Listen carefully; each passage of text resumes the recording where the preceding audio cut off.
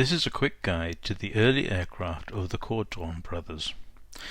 Alphonse and René Caudron are not names that necessarily jump to mind when considering early pioneers of flight, nor of prominent aircraft manufacturers of aircraft during World War I.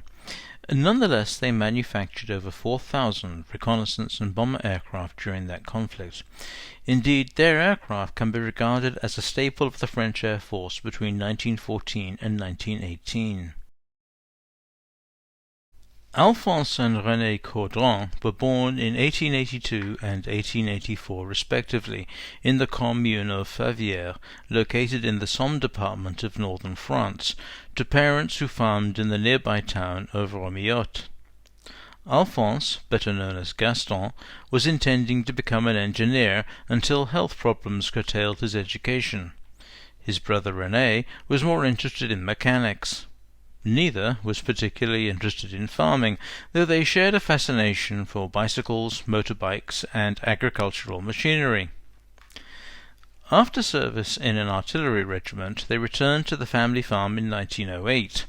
It is perhaps no coincidence that the Wright brothers began to publicize their achievements through flying demonstrations around this time, and thus inspired Gaston and René to begin the construction of their first aircraft, a large two-seater biplane, which was intended to be powered by a pusher-puller configuration using two small 30-horsepower Farco engines, each powering two propellers.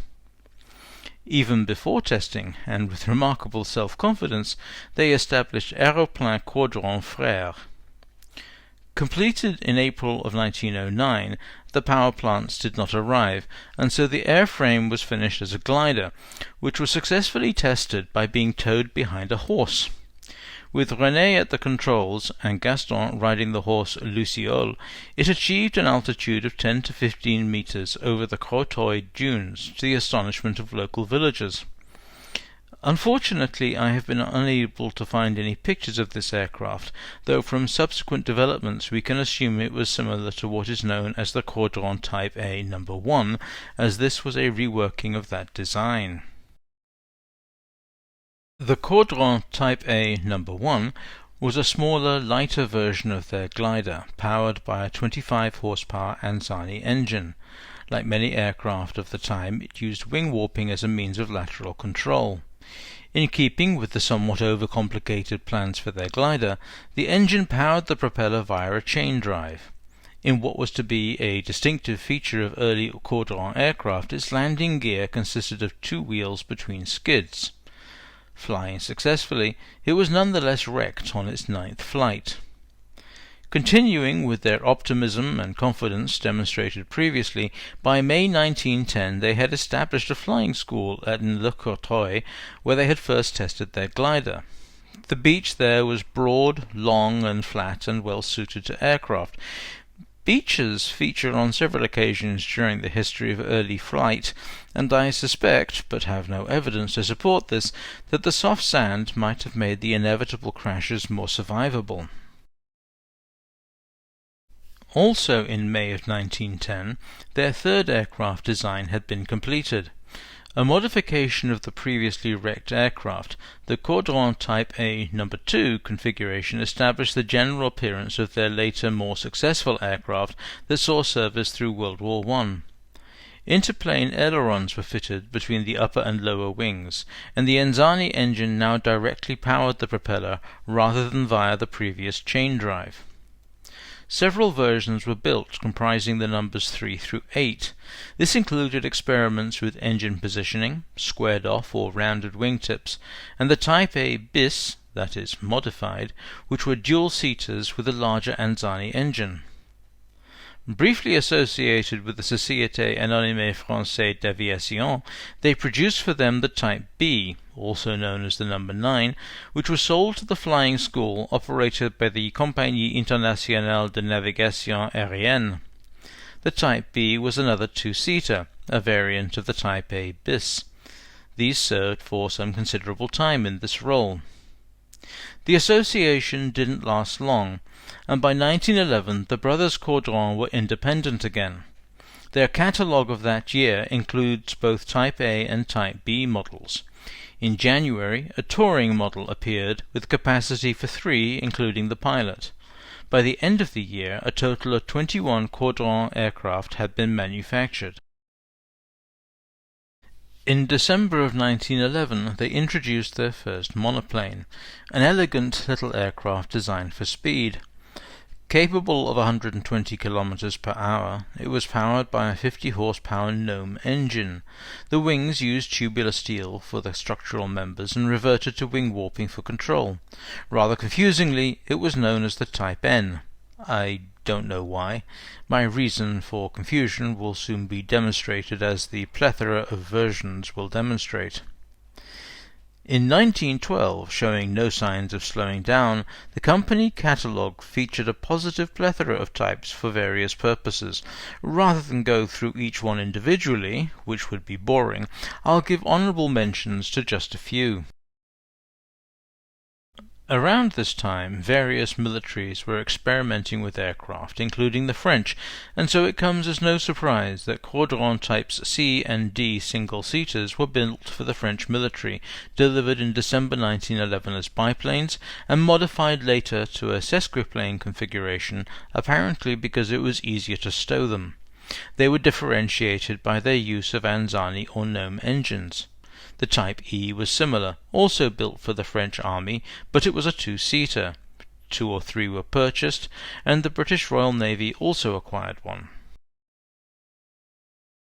1912 saw the Caudrons starting to publicize their floatplanes, beginning with the Type Monaco, a racing pusher aircraft built for and participating in the hydro aeroplane competition held in, obviously, Monaco in March, piloted by René. Equipped with the racing identifier number 7, it did not win, coming in 5th. However, many of their future aircraft would be equipped with floats or have provision for them. The aircraft was steadily developing into what, with retrospect, we would regard as more modern-looking designs. The fuselages were becoming increasingly enclosed. The sesquiplane layout of the biplanes may have started out as a means of facilitating stowage, but also serves, in principle, to combine the advantages of both monoplane and biplane wings, and results in less drag in return for increased speed. Their monoplanes, the Types N and M, were looking increasingly like the Fokker Eindecker that saw service from the summer of 1915, although obviously they had some way to go. This latter observation, incidentally, should come as no surprise, because the Eindecker was essentially an updated Morane-Saulnier Type H, also a monoplane, and given the relative openness of the French aviation industry, some crossover is inevitable. 1913 saw no let-up for les frères Caudron. In a sense, they were setting themselves up nicely for the outbreak of war, as their dealings with the French army and navy continued to expand. For the latter, of course, their floatplanes were increasingly important. A modification of the Type D with a more powerful Anzani engine was produced. The Type F was a single-seater sesquiplane that introduced triangular rudders, replacing the until now rectangular units. While only one was produced, it is significant in that it was used by Pierre Chanteloup at the end of 1913 in acrobatic displays. While a monoplane, a Blériot 11, followed by a Nieuport 4, had performed loops for the first time in September of 1913, a feat soon reproduced by others, the Caudron Type F may be the first biplane to achieve this feat. The Type J was an amphibious biplane that could operate from both sea and land, and was purchased by the Royal Naval Air Service, with French acquisition soon following. 2 were flown from the seaplane carrier La Foudre in May of 1914. La Foudre is significant in that it is sometimes credited with being the world's first floatplane carrier, a distinction it arguably shares with HMS Hermes. This could well be the subject of a future video. Of particular importance was the introduction of the Type G models. Rather attractive late pre-war and early World War I biplanes used for reconnaissance and training, they first saw flight in late 1913 and early 1914 for the G and G2 models. Although only one Type G was made, the Type G2 expanded production, with 5 being acquired by the French, 4 by the Australian Flying Corps, and 1 going to the British Royal Naval Air Service. It was the G3 that really shone. Similar to its immediate predecessors, it was a single or dual-seater sesquiplane that initially used wing warping for lateral control, to be replaced by ailerons on the upper wing later in production. First flight was in May of 1914, and just in time. A highly successful aircraft, something like 2,450 were produced in total, the vast majority being built after the outbreak of World War I. It is no exaggeration to say that just about everyone flew it, including the Germans, who produced a few as the Gotha LD-3 and LD-4. It saw service throughout World War I and beyond. In 1921, the first woman to cross the Andes in an aircraft, Adrienne Bolin, used a G3 for this purpose. In China, they were used as trainers until 1931, when they were captured by the Japanese. Really, the Caudron G3 deserves its own video, which I will probably attend to at a later date. This then brings Caudron aircraft up to the beginning of World War I.